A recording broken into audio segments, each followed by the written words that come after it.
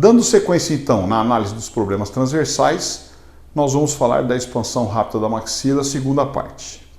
O periósteo compõe a maioria dos ossos faciais e craniais e tem uma origem intramembranosa no seu crescimento, que se faz por aposição e reabsorção nas superfícies periosteais e nas suturas. Então nós temos dois tipos de crescimento, o endocondral e o intramembranoso. O endocondral é o crescimento de articulações nas cartilagens, como nós temos o exemplo na face, né, do côndilo, a cabeça do côndilo, então é um crescimento endocondral. E o resto tudo, que são ossos longos e ossos chatos, por crescimento intramembranoso. Então, mesmo após o paciente cessar seu crescimento, nós temos ainda modificações na forma dos ossos. Essas modificações podem ocorrer por estímulos de forças físicas ou estímulos funcionais. Na estrutura, o periósteo é dividido em duas camadas. Uma camada externa de fibroblastos, que serve para a proteção da superfície, e uma camada interna relacionada à superfície cortical, muito rica em celularidade. Osteoblastos, pré-osteoblastos, células osteoprogenitoras, clastos, entre outras. Ele possui uma capacidade adaptativa. E essa capacidade adaptativa, para que serve? Para sair daquela pressão, daquela força. Então eu exerço uma força num osso, essa força vai fazendo com que esse osso remodele. Então ele começa a ter um calo ou uma depressão e o periósteo vai se remodelar e a parte interna também se remodela do osso. E essa remodelação vai depender da intensidade do estímulo ou do agente agressor, do nível local de mediadores da reabsorção e neoformação e da integridade sutural e funcional. E isso em qualquer idade. Tanto que se nós sofrermos uma fratura óssea, esse osso vai se remodelar, esse osso vai se calcificar novamente. O turnover, que é a modificação do osso, vai depender dos mediadores sistêmicos e locais. Os mediadores locais da modificação têm ação importante nas áreas de adaptações e reações teciduais frente a esses estímulos que, no caso nosso, são forças ortodônticas.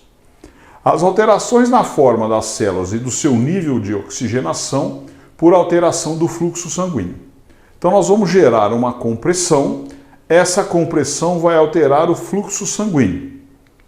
Quando eu altero o fluxo sanguíneo, eu vou ter uma deformação do citoesqueleto e uma hipóxia. Essa hipóxia, que é a falta de oxigênio, vai levar a um estresse celular.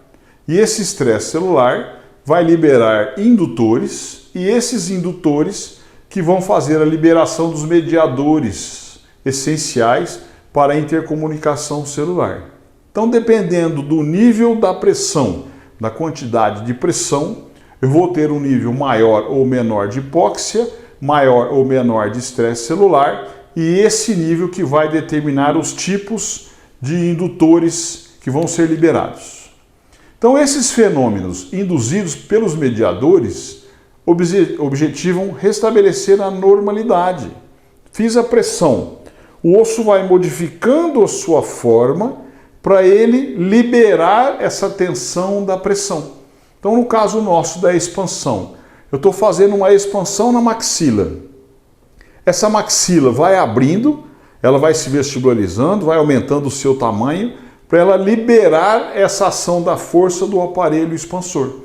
Quando nós usamos o aparelho planas, que vai fazer uma expansão funcional, o fato de eu morder as pistas planas e essa pressão da compressão do aparelho no palato faz com que esse palato se desenvolva mais. Por quê? Porque ele quer sair daquela tensão de força. Esses eventos físicos, portanto, que são as forças, vão reverter em reações biológicas, que são chamadas mecanotransdução. Então, a mecanotransdução é uma reação biológica que ocorre frente a uma força física, certo? Aí vai ter as alterações e modificação da forma do osso. A liberação dos mediadores vão induzir respostas adaptativas ou reacionais, modificando a morfologia. Nível muito elevado de mediador vai me causar reabsorção óssea. Nível pouco elevado de mediador vai causar anelformação óssea. Então vou colocar um aparelho ortodôntico, vou fazer uma pressão no dente. Esse dente vai ter uma área de pressão e de descompressão. Na área de pressão, que eu estou levando a força para lá, eu tenho o nível mais elevado, ele vai reabsorver o osso. E na área de descompressão, que eu tenho um nível menos elevado, ele vai neoformar esse osso. Quando que eu vou ter a estabilidade? Quando eu tenho tensão de músculos e tendões, estimula a neoformação de suas áreas de inserção. Durante o turnover ósseo, as distâncias biológicas e as relações estruturais entre os vários componentes tendem a se manterem ou se restabelecerem. Então fiz uma pressão, eu vou alterar a formação, a posição de músculos e tendões. Esses músculos e tendões vão fazer uma tensão contrária àquela do meu aparelho. Eu preciso restabelecer esse músculo e tendão na nova forma, eles vão se modificar e aí eles vão parar de ter uma ação contrária, que é quando aí eu tenho a estabilidade. Por isso que todo movimento tende a reincidir. Todo movimento eu tenho que manter um período de tempo para que eu tenha essa estabilidade, que eu tenha a contenção. Por exemplo, o periósteo, se estimulado por uma ação muscular mais intensa, acaba por depositar novas camadas ósseas na cortical da região envolvida, espessando-a. Aí eu preciso esperar um prazo para que eu tenha o equilíbrio. Quando? Quando eu tenho a anulação de forças, que é chamado de tensigridade. Quando eu tenho um processo inflamatório do periósteo, nós chamamos de periostite, que é uma inflamação ossificante adaptativa, que é quando intencionalmente ou durante o crescimento, as respostas periosteais acontecem frente à aplicação direta de uma força ou indiretamente por tensão de músculos, tá? Então isso é uma periostite, que é uma inflamação ossificante adaptativa. É uma inflamação acética. Quando eu faço, portanto, a disjunção palatina, eu vou ter nas suturas um crescimento adaptativo determinado por tecidos e estruturas vizinhas. Então, na sutura, com uma força nessa sutura, eu vou promover a disjunção do palato. Essa disjunção vai causar uma inflamação e essa inflamação vai causar uma neoformação óssea. Então nós temos aqui um diagrama que nós mostramos o desenho esquemático de uma maxila e aqui uma radiografia oclusal de uma maxila, que nós temos as prateleiras palatinas. No desenho inferior aqui mostra o osso palatino de um lado do outro, no centro aqui seria a sutura palatina. Quando eu exerço então uma força, essa sutura começa a se romper. Então aqui na radiografia a gente mostra a sutura já aberta, no desenho a sutura aberta e aqui no esquema os ossos palatinos separados. Nesse meio vai ter um exudato e esse exudato que é acético, né, uma inflamação sem infecção, que vai fazer a nova formação do osso. Então aí eu tenho um exudato inflamatório e coágulos sanguíneos. Esses coágulos vão se calcificando e formando o osso primário, que depois esse osso vai virar o osso definitivo. Se nesse período que eu terminei de fazer a disjunção palatina e eu tiro a minha força ortodôntica e deixo sem força nenhuma, as estruturas todos os músculos, tendões, tecidos moles que estão tensionados vão fazer reincidir. Então ocorre uma reincidiva e o que eu expandi ele vai reabsorver novamente. Porque a mesma força que eu faço, expando, formo o osso, se eu tiro a força ortodôntica, a força de compressão dos tecidos, faz reabsorver esse osso que estava sendo formado, certo? Por isso que nós temos que ter um prazo, como já falamos anteriormente, de 3 a 6 meses de contenção pós uma disjunção palatina. Então aqui, um caso, uma foto intraoral de uma mordida cruzada e aqui mostrando a quantidade que faz de expansão com a disjunção do palato. Então aqui uma abertura muito grande entre os centrais, que como eu falei é sempre um V da parte nasal para os centrais, da parte posterior para a anterior, onde eu tenho maior abertura são entre aí os centrais superiores. Pelas próprias fibras interdentais, eles vão se acomodando e vão retornando à sua posição. Se necessário, né, normalmente nós vamos entrar com o aparelho ortodôntico na sequência e fechar os espaços, dar andamento no tratamento. Então a estabilidade não depende do tipo ou quantidade de neoformação no espaço, e sim do equilíbrio de forças na nova situação de relações da maxila com os outros ossos, das funções neuromusculares e a harmonia e posicionamento dos dentes.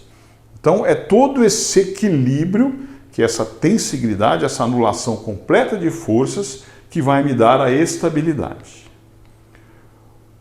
Majorou e Nanda, num trabalho, observaram que a expansão transversal era acompanhada da extrusão de cúspides palatinas dos molares superiores, acarretando, em certos casos, uma rotação mandibular indesejável. Toda a expansão tem como efeito lateral trauma de cúspide, extrusão de molar, e se o molar é inclinado para dentro, a hora que ele desinclina, que ele verticaliza, ele vai abrir mordida. Então toda a expansão tem como efeito indesejado uma abertura de mordida. E essa abertura de mordida, nós temos que tomar cuidado nos pacientes dólico-faciais, principalmente nos dólico-faciais classes 2 com deficiência mandibular. Porque quando eu abro a mordida, essa mandíbula vai vir para baixo e para trás. O efeito da expansão, então, no complexo maxilar e mandibular, eu vou ter uma abertura da sutura palatina mediana, de forma triangular, com abertura máxima na região dos incisivos e diminuindo gradualmente para a parte posterior do palato. Abertura anterior como formato piramidal, que eu já falei sobre isso. A maxila era frequentemente deslocada para baixo e para frente, que também é um dos fatores que faz com que a mandíbula vá para baixo e para trás.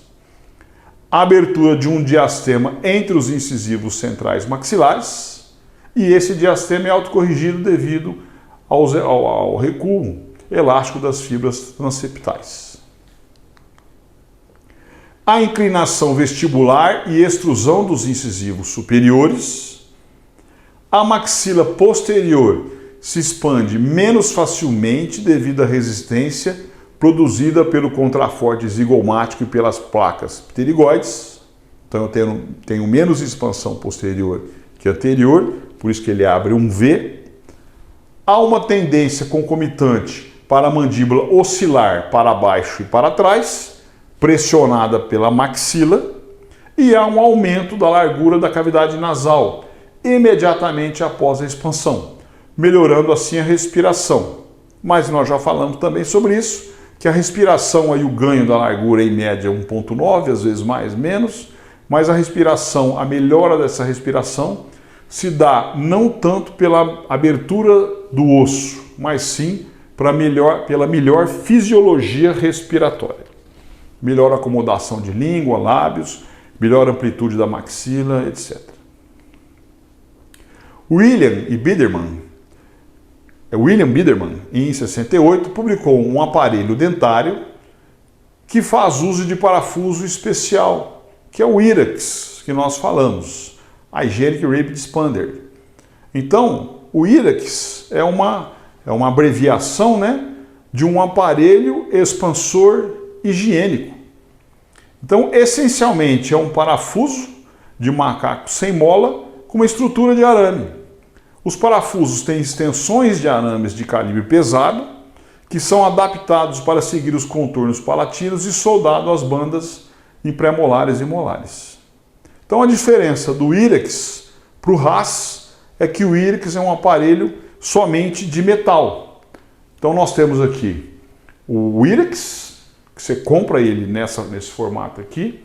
Você vai então bandar os pré-molares e molares, moldar o paciente, tirar a banda do dente, virar a banda, encaixar no casulo da moldagem, travar essa banda, vazar o gesso. Eu vou ter então ali um gesso com as 4 bandas adaptadas.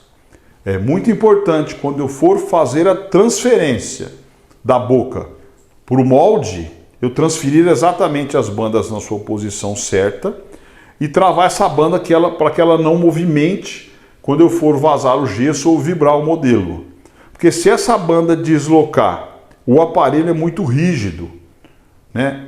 Aí eu travo esse aparelho. O fio é um fio espesso, o do IREX. Eu soldo esse aparelho. Se essa banda estiver deslocada, esse aparelho não encaixa na boca.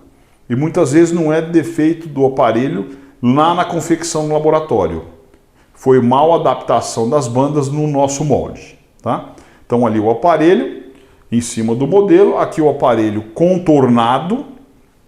É interessante que nós deixemos as 2 hastes posterior e anterior do aparelho coincidindo com a banda do molar ou do pré-molar, para quando eu fizer a solda eu unir essas 2 hastes.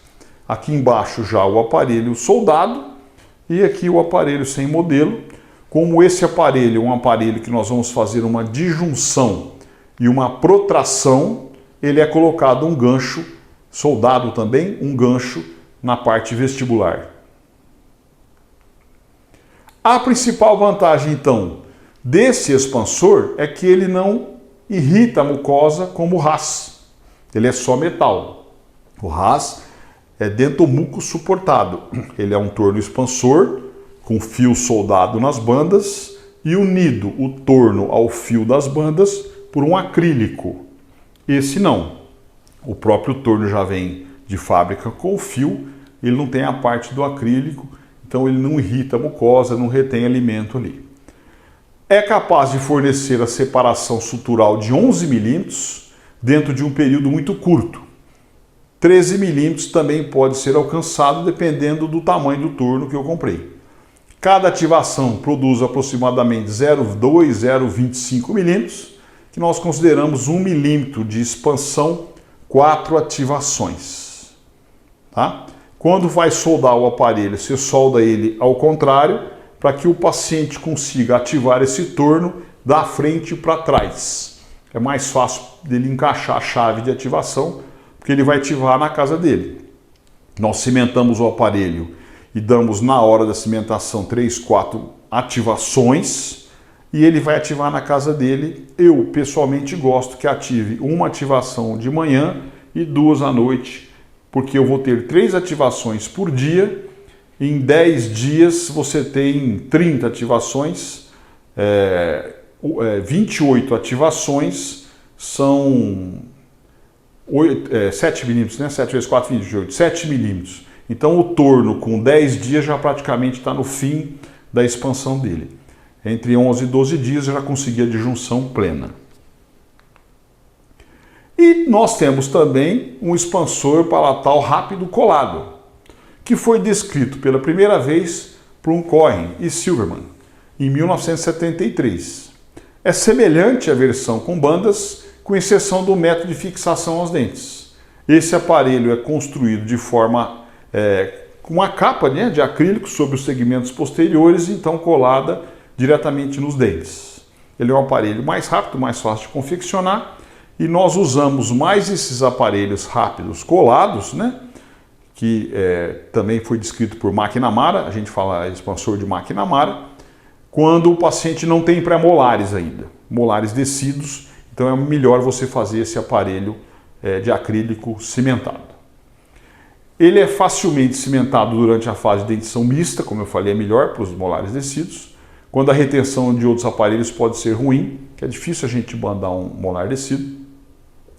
O número de consultas é reduzido, há uma redução de inclinação ou extrusão dos dentes posteriores, o revestimento vestibular limita a extrusão dos molares durante o tratamento e, portanto, melhora o controle vertical. Tem trabalhos que falam que o fato de eu abrir a mordida com acrílico, a tensão muscular faz um pouco de intrusão posterior. Então, tem trabalhos que falam que eu não tenho um risco menor com esse aparelho nessa fase de molares descidos. O que é particularmente útil em condições de classe 2, porque a extrusão dos molares causaria uma rotação para trás e para baixo da mandíbula, resultando um aumento da convexidade facial e da dimensão vertical da face inferior, proporciona um efeito de bloqueio de mordida para facilitar a correção da mordida cruzada anterior. Aqui, como eu falei, também descrito por McNamara. Vamos então fazer a instalação da máscara facial de Petit e do disjuntor de McNamara. Primeira coisa, fazer a profilaxia nos dentes do paciente, aplicar o ataque ácido, secar e pegar no disjuntor de McNamara e colocar nos casulos dos dentes resina Flow. Levar à boca do paciente, pressionar bastante para ele ficar bem adaptado e fazer a fotopolimerização da resina. Após a fotopolimerização, nós vamos ensinar o paciente como que ativa. Existe o aparelho próprio, né, para ativar, e ele é da frente para trás, o torno é ao contrário. Então explicamos o paciente e orientamos quantas ativações vão ser feitas. Nós vamos também fazer um ajuste oclusal para dar mais conforto ao paciente na oclusão do aparelho. Então nós vamos marcar com carbono Bausch e depois do carbono Bausch nós vamos fazer o desgaste com uma broca de alta, uma caneta de alta ou uma caneta de baixa. Feito o ajuste oclusal, nós vamos fazer então a instalação da máscara facial de Petit. Ela é ajustada na parte da fronte, da testa, né? E do mento, no queixo do paciente. Então ela é regulada de acordo com o tamanho da face do paciente. Depois de regulado e apertado, nós vamos colocar os elásticos nos ganchos na máscara, da máscara, né? No gancho do disjuntor. E você vai regular a altura desse elástico para que ele saia no selamento labial, senão ele vai causar ali uma quelite labial. Então aí a gente observa que ele sai lá do gancho, vem no aro da máscara facial, eu vou regular essa altura, depois de regular, apertar bastante para dar conforto ao paciente. E aí colocar o elástico para chegar à força ideal, que de acordo com o que eu quero com o tratamento, eu vou colocar aí de 500 a 1000 gramas de força. Então, um caso de um paciente classe 3, mordida cruzada anterior, um paciente mordida cruzada, na verdade, total, né? Anterior e posterior, na fase de dentição mista, que até contraindica montar qualquer aparelho, os caninos estão em fase de erupção. Aqui uma vista oclusal, você vê uma deficiência da maxila, um apinhamento maxilar, porque eles estão completamente cruzados, uma mandíbula mais bem conformada. Aqui uma vista dos modelos, demonstrando que eu tenho realmente uma classe 3, uma mordida oclusada completa, né? A maxila inteira está dentro da mandíbula. A panorâmica, mostrando que esse cruzamento faz com que eu protrua a mandíbula. E essa protrusão da mandíbula, o que acontece quando nós falamos de uma mordida cruzada unilateral funcional, que eu tenho topo a topo do canino, e essa mandíbula excursiona para um lado ou para o outro até achar uma posição de conforto. E a hora que eu acho a posição de conforto, ela fica, comprime o côndilo de onde cruzou, distende o côndilo do lado de não cruzado, o lado de não trabalho. Começa a mastigar do lado cruzado, e aí eu vou ter uma alteração de morfologia condilar. Cresce mais curto, mais largo do lado cruzado, mais longo do lado e mais estreito do lado não cruzado. No caso de um classe 3, a mandíbula inteira protrui, porque o paciente não cruza de uma vez, ele vai diminuindo o volume da maxila, essa maxila dá topo a topo com a mandíbula, quando dá topo a topo ele avança a mandíbula para uma posição de conforto. Quando ele avança a mandíbula, descomprime os côndilos. Descomprime os côndilos, vai alterar o crescimento. Eu vou ter um crescimento de um côndilo mais comprido e mais estreito. Gerando, então, se eu deixar esse paciente chegar na fase adulta, uma classe 3 esquelética. Aqui o perfil demonstrando realmente um perfil bastante ruim, né? Na teleradiografia é lateral, uma condição muito severa de paciente de classe 3. E aí foi iniciada a montagem do aparelho inferior, foram colados 4 brackets, moldado o superior, em laboratório confeccionado um expansor de McNamara, um expansor de acrílico encapsulado. Foram feitas 2 molas digitais, para essas molas digitais avançarem os incisivos, acelerando ainda mais o processo de descruzamento desses dentes. Aqui a fase laboratorial, então ele é feito um encapsulamento dos dentes, é colocado ganchos dos 2 lados, que assim que é feita a disjunção, nós vamos colocar uma máscara de Petit com elástico nesses ganchos e fazer a protração da maxila. A cimentação é muito simples, então ali o aparelho colocado na boca para ver se estava tudo ok, é feito um ajuste oclusal no acrílico para dar mais conforto para o paciente, é feita uma profilaxia na boca do paciente, né, nos dentes todos, uma higienização completa, aí é colocado um ataque ácido, pouca coisa, não precisa ser muito, não é uma restauração definitiva, para você preparar esse dente, e com resina flow, aquela resina líquida, você preenche os casulos ali na oclusão, no aparelho, coloca o aparelho em posição, força bem o aparelho, o paciente pode até morder para ele encaixar bem e polimeriza. E aqui embaixo nós temos então o aparelho já cimentado na boca do paciente, por enquanto as molas digitais passivas. Aí eu começo a ativar esse aparelho para expansão, disjunção e começo a ativar as molas digitais para avanço dos incisivos. Aí ele na boca, uma foto intraoral. Esse paciente vai ativar então uma ativação de manhã, 2 ativações à noite antes de dormir. E assim que começa a disjunção, nós já podemos instalar a máscara facial de Petit. É uma máscara para fazer a protração maxilar. Como é uma força ortopédica, eu tenho que colocar mais de 500 gramas de cada lado no elástico. Tá? Então você tem que colocar, a gente considera a força 300 gramas, que seria o limite entre ortodôntico e ortopédico. Aí nós colocamos mais de 500 gramas para fazer, após a disjunção, já a protração da maxila. Então, essa parte onde vai o elástico, tem um parafuso que você regula a altura para que o elástico saia da parte intraoral do paciente e venha no aparelho sem forçar os lábios. Se eu deixar esse elástico forçando para cima ou para baixo, ele vai dar uma infecção, uma quelite labial ali, né? Então você tem que deixar ele passivo na região dos lábios. Aí, mostrando que já abriu o diastema entre os incisivos centrais e já houve o descruzamento dos dentes. Então, esse tratamento, o expansor rápido, que faz a disjunção, tem que ser obrigatoriamente rápido. Eu não posso passar mais do que 2 semanas. E quando ele faz a disjunção, no caso de um classe 3, que eu vou fazer a protração, tem que ser imediatamente após a disjunção. Se ele fizer a disjunção e eu não colocar a máscara e fazer a protração, esse osso vai se solidificar, vai se formar, aí eu não consigo mais fazer a protração. Como eu já fiz a disjunção e ele expandiu muito, não é viável fazer uma segunda disjunção.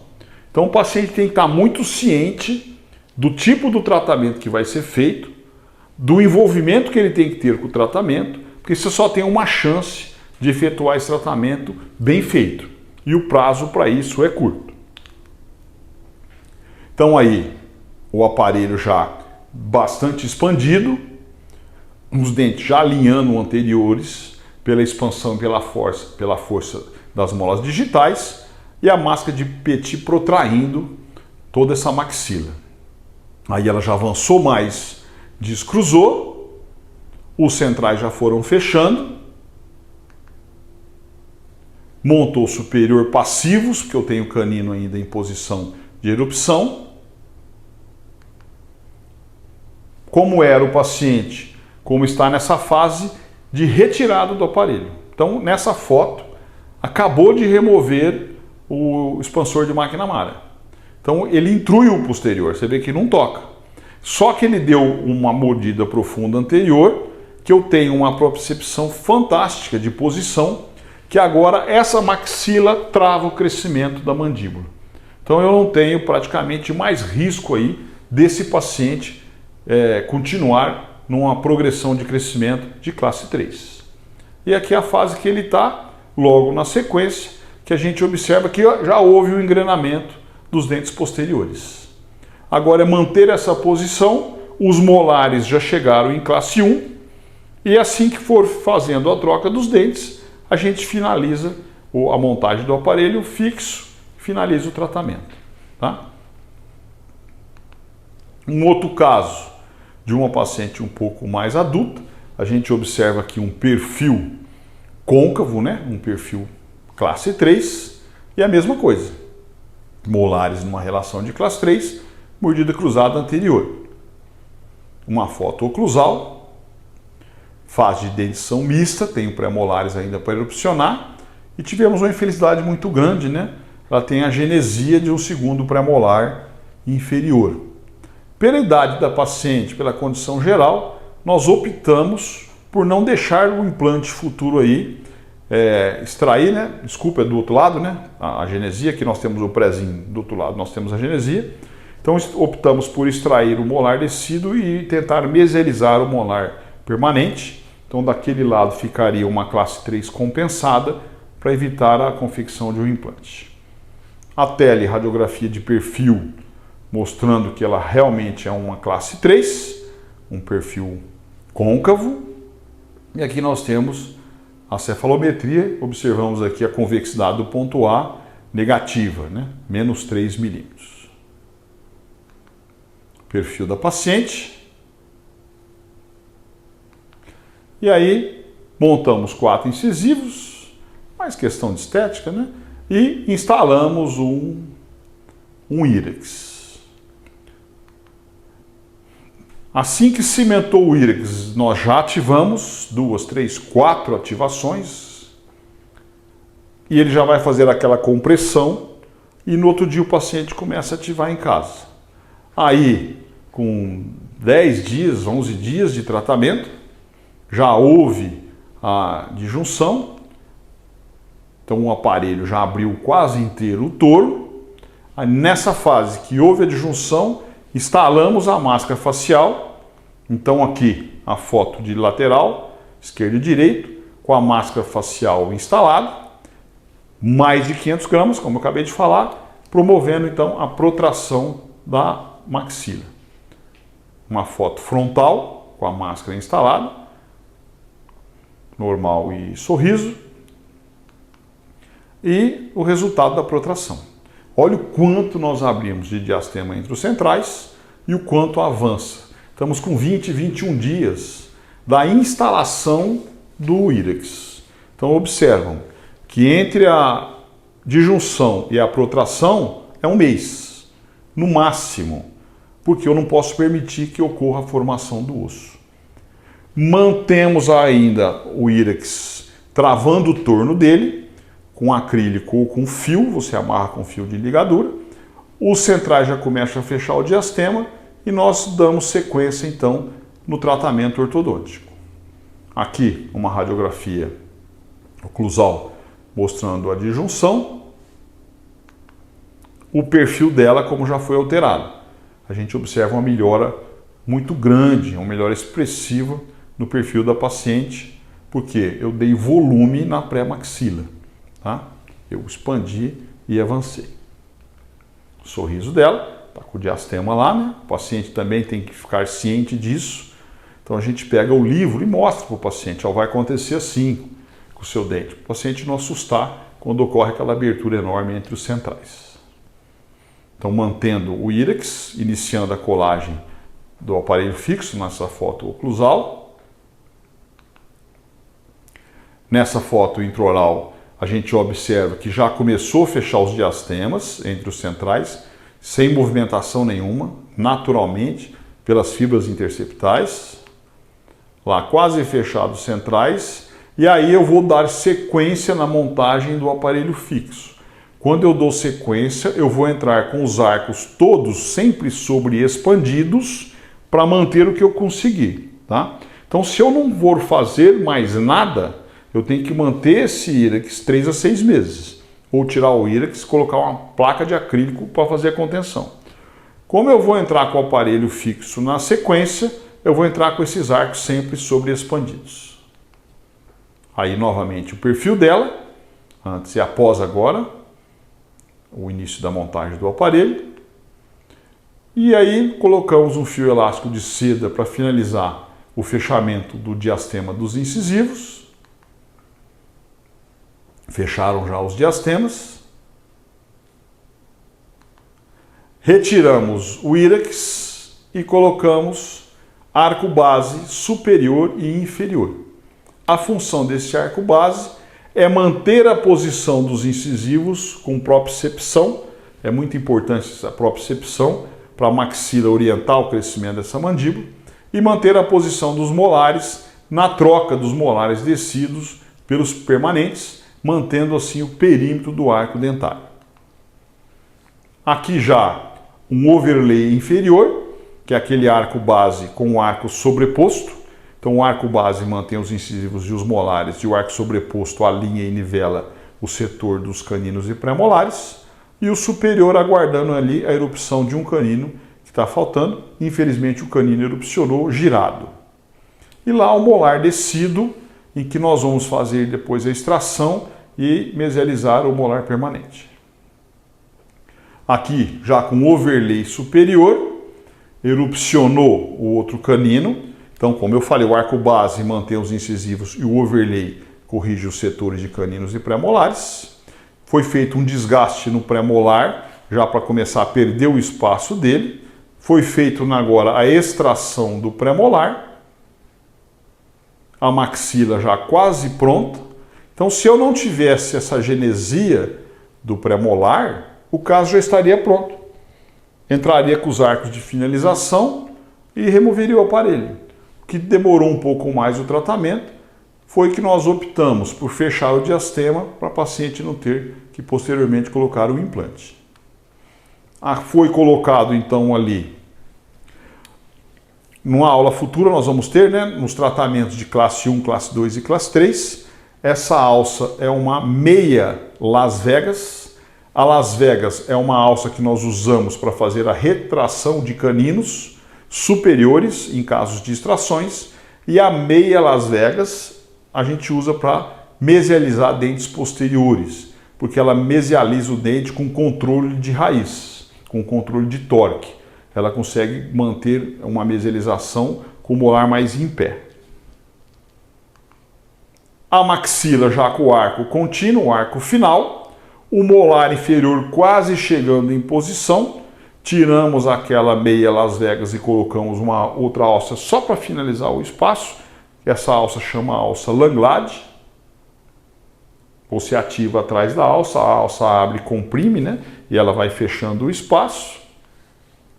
Já o espaço praticamente fechado, 2 arcos contínuos para finalização.